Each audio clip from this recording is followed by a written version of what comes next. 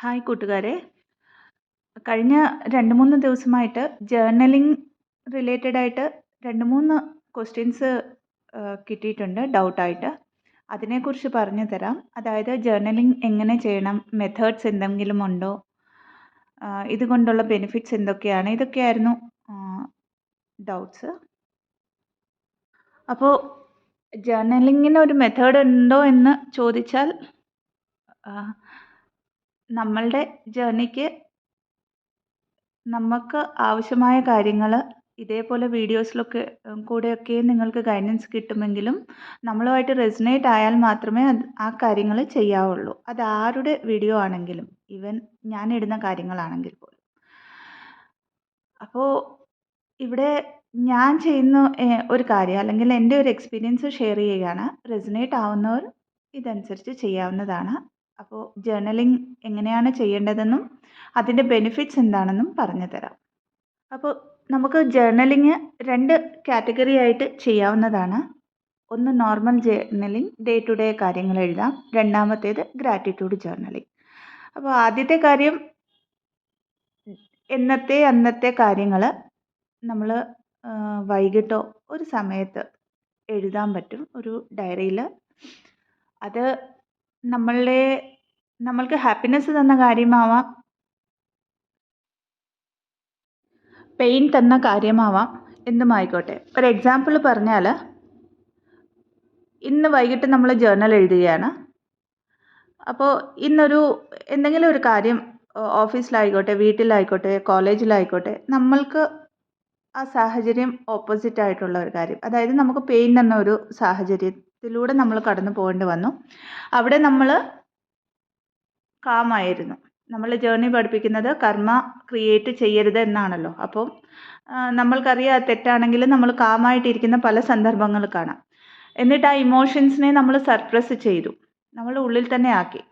അപ്പോൾ ഈ ജേർണലിംഗ് എഴുതുമ്പോൾ നമ്മൾ ഇതൊക്കെയും എക്സ്പ്രസ് ചെയ്യുകയാണ് ചെയ്യുന്നത്. അതായത് ഇങ്ങനെയല്ലായിരുന്നു, ഇതിങ്ങനെ ആയിരുന്നു എന്ന് പറയുമ്പോൾ നമ്മളുടെ ഉള്ളിൽ സപ്രസ് ആയിട്ടിരിക്കുന്ന ഇമോഷനെ നമ്മൾ ക്ലിയർ ചെയ്യുകയാണ് ചെയ്യുന്നത്. അതിലൂടെ നമ്മൾക്ക് പിന്നെയും അപ്സെറ്റ്സ് അന്നന്നത്തെ ഹീലാക്കാൻ പറ്റും.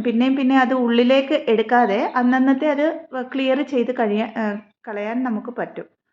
രണ്ടാമത്തെ കാര്യം, എക്സാമ്പിൾ, ഇതേ സന്ദർഭത്തിൽ നമ്മൾ റിയാക്ട് ചെയ്തു എന്ന് വിചാരിച്ചോളൂ. ഇമോഷണലായി നമ്മൾ റിയാക്ട് ചെയ്തു, അതും കുഴപ്പമില്ല. അതും എൻഡ് ഓഫ് ദ ഡേ നമ്മൾ എഴുതുകയാണ്. ഇങ്ങനെ ഈ ഒരു സംഭവത്തിൽ ഞാൻ റിയാക്ട് ചെയ്തു എന്ന് എഴുതുമ്പോൾ നമ്മൾ എവിടെയാണോ ട്രിഗർ ആയത്, ഏത് പോയിന്റിലാണ് ട്രിഗർ ആയത്, അതിലൂടെ നമ്മൾ എവിടെയാണ് നമ്മൾ ഹീൽ ആവേണ്ടതെന്ന് നമ്മൾക്ക് മനസ്സിലാക്കാൻ പറ്റും. അപ്പോൾ ജേർണലിംഗ് എന്ന് പറയുന്ന ടൂള് വളരെ സിമ്പിളാണ്, പക്ഷേ വളരെ പവർഫുള്ളുമാണ് നമ്മൾക്ക്. കാരണം ഡേ ടു ഡേ ലൈഫിൽ നമ്മളൊരു 10 അല്ലെങ്കിൽ 15 മിനിറ്റ് മാക്സിമം കൊടുക്കേണ്ട ഒരു കാര്യമാണ്. പക്ഷേ ഇതിൻ്റെ ഇമ്പാക്റ്റ് വളരെ കൂടുതലായിരിക്കും നമ്മളുടെ ഹീലിംഗ് ജേർണിയിൽ. രണ്ടാമത്തെ കാര്യം വന്നിട്ട്, ഈ ജേർണിയിൽ എല്ലാവരും കുറച്ച് ഹീലിംഗ് വർക്ക്, അതായത് ഇന്നർ വർക്കൊക്കെ ഭയങ്കരമായിട്ട് ചെയ്ത് പോയിക്കൊണ്ടിരിക്കുമ്പോൾ ഇടയ്ക്കൊന്നും ഡീമോട്ടിവേറ്റ് ആകും. നമ്മളൊക്കെയും ദൈവമേ ഇത്രയും ചെയ്തു, ഇനി എനിക്ക് വയ്യ എന്ന് വിചാരിക്കുന്ന ഒരു ദിവസങ്ങളും നമ്മളുടെ ലൈഫിൽ കാണും. 1-2 ദിവസമായിരിക്കും, ആഴ്ചകളായിരിക്കും അത്. അപ്പോൾ ഇങ്ങനെ വരുന്ന ദിവസങ്ങളിൽ നമ്മൾ അതായത് ഡേറ്റ് ഇട്ടിട്ടായിരിക്കുമല്ലോ നമ്മൾ ജേർണലിംഗ് ചെയ്യുന്നത്. ജസ്റ്റ് ആ താളുകൾ മറിച്ച് നോക്കുക എന്ന് പറഞ്ഞാൽ, അത് ഇൻഡെപ്തായിട്ട് വായിക്കാനല്ല പറയുന്നത്, ജസ്റ്റ് ഒന്ന് മറിച്ച് നോക്കുക. കാരണം അത് നിങ്ങളുടെ ലൈഫാണ് നിങ്ങൾ എഴുതി വച്ചിരിക്കുന്നത്, നിങ്ങളുടെ ലൈഫിലെ യാത്രയാണ് നിങ്ങൾ എഴുതി വച്ചിരിക്കുന്നത്. അപ്പോൾ മറിച്ച് നോക്കുമ്പോൾ നിങ്ങൾക്ക് ആ പഴയ വെർഷനിലുള്ള നിങ്ങളെ കാണാൻ പറ്റും. അതായത് ഏതെങ്കിലും ഒരു സാഹചര്യം, ഏതെങ്കിലും ഒരു വരി കണ്ണിൽ പെട്ടു എന്ന് വിചാരിച്ചോളൂ ഉദാഹരണത്തിന്. അവിടെ നിങ്ങൾ എന്തായിരുന്നു ഫീൽ ആയിരുന്നത്, അതേ ഇന്ന് നിങ്ങൾ ആ ഒരു പോയിന്റിൽ നിന്ന് ഇന്ന് വരെ നിങ്ങൾ എത്രത്തോളം അവെയറായി ജേർണിയെക്കുറിച്ച്, നിങ്ങൾ എത്രത്തോളം നിങ്ങളുടെ കോൺഷ്യസ്നെസ് കൂടി, നിങ്ങളുടെ സോൾ എത്രത്തോളം പ്യൂരിഫൈ ആയി എന്ന് നിങ്ങൾക്ക് ഒരു മോട്ടിവേഷൻ തരാനായിട്ട് നമ്മളുടെ ജേർണലിന് പറ്റും. അത് വെളിയിൽ നിന്ന് ഒരാളുടെ ആവശ്യമില്ല നമുക്ക്. നമ്മുടെ തന്നെ ജേർണൽ അത്രയും സ്ട്രോങ് ആയിട്ടുള്ള ഒരു ടൂളാണ് നമ്മളുടെ കയ്യിലിരിക്കുന്നത്. സോ ആ മോട്ടിവേഷനിലേക്ക് നമ്മൾ പിന്നെയും വരികയും നമ്മളുടെ ഇന്നർ വർക്ക് പിന്നെയും കണ്ടിന്യൂ ചെയ്യുകയും നമ്മളൊരു പോസിറ്റീവ് മൈൻഡ് സെറ്റിലേക്ക് വരികയും ചെയ്യുന്നു. അടുത്തതായിട്ട് ഗ്രാറ്റിറ്റ്യൂഡ് ജേർണലിംഗ്.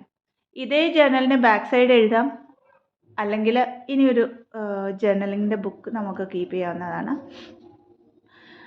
എന്നും നമ്മൾ ഗ്രാറ്റിറ്റ്യൂഡ് പറയുന്നുണ്ട്, എന്നാൽ എൻഡ് ഓഫ് ദ ഡേ വൈകിട്ട് ഒരു 2 മിനിറ്റ് എടുത്തിട്ട് ഒരു 3 സെൻറ്റൻസ് അല്ലെങ്കിൽ 5 സെൻറ്റൻസ് താങ്ക് യു പറയാം നമുക്ക്.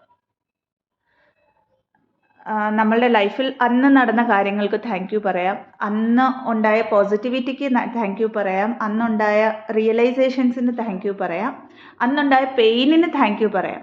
പെയിനിന് എന്തുകൊണ്ടാണ് നമ്മൾ താങ്ക് യു പറയുന്നത്? പെയിൻ വരുമ്പോഴാണ് നമ്മളുടെ സോളിലേക്ക് നമ്മൾക്ക് പിന്നെയും നോക്കാൻ പറ്റുന്നത്, നമ്മളുടെ പേർജിങ് നടക്കുന്നത്. ഈ ജേർണിയിൽ നമ്മളുടെ പർപ്പസ് കംപ്ലീറ്റ് ചെയ്യാനായിട്ട് ഒരു പടിയും കൂടെ നമ്മൾ മുമ്പോട്ട് പോവുകയാണ് പെയിൻ വരുമ്പോഴൊക്കെ. അപ്പോൾ അതിനും താങ്ക് യു പറയാം ആക്ച്വലി, നമ്മളെ ഈ ഒരു യാത്രയിൽ മുമ്പിലേക്ക് നയിക്കുന്നതിന്. പിന്നെ ഗ്രാറ്റിറ്റ്യൂഡ് ജേർണൽ എഴുതുന്നതിലൂടെ നമ്മളുടെ സബ് കോൺഷ്യസ് മൈൻഡിനെയും ഒരു പോസിറ്റീവ് പാറ്റേണിലേക്ക് കൊണ്ടുവരാനായിട്ട് സാധിക്കും. അതായത് ഓവർ തിങ്ക് ചെയ്യുന്നവരൊക്കെ കാണും. ഈ ജേർണിയിൽ ഏറ്റവും കൂടുതൽ വരുന്ന ഒരു ഒബ്സ്റ്റക്കിൾ ഓവർ തിങ്കിങ് ആണ് നമ്മൾക്ക്.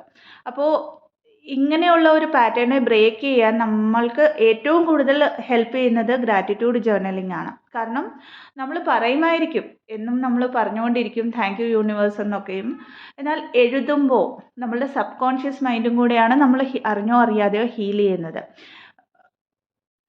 പിന്നെ ജേർണലിംഗ് എന്ന് പറയുന്നത് 1 ആഴ്ച 2 ആഴ്ച ചെയ്താൽ നമ്മൾക്ക് ഇമ്പാക്റ്റ് കാണാൻ പറ്റുന്ന ഒരു കാര്യമല്ല. അത് കണ്ടിന്യൂസ് ആയിട്ട് ചെയ്തുകൊണ്ടിരിക്കണം. മേ ബി 1-2 ദിവസമൊക്കെ ഇടയ്ക്ക് വിട്ടുപോയിട്ടുണ്ടായിരിക്കാം, അതിന് പ്രശ്നമില്ല. കണ്ടിന്യൂസ് ആയിട്ട് എഴുതുക. ഒരു 15 മിനിറ്റ് നമ്മളുടേതല്ല എന്ന് വിചാരിച്ച് നമ്മൾ എഴുതുന്ന ഈ ടൂളായിരിക്കും നമ്മൾക്ക് ഏറ്റവും കൂടുതൽ മോട്ടിവേഷൻ ഫ്യൂച്ചറിൽ തരാൻ പോകുന്നത്.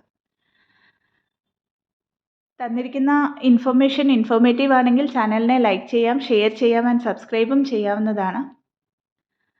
Twin flame related counselling healing സെഷൻസിന്, റേക്കി ഹീലിംഗ് സെഷൻസിനായിട്ട് എന്നെ ഡിസ്ക്രിപ്ഷൻ ബോക്സിൽ കൊടുത്തിരിക്കുന്ന വാട്സപ്പ് നമ്പറിലേക്ക് ബന്ധപ്പെടാവുന്നതാണ്.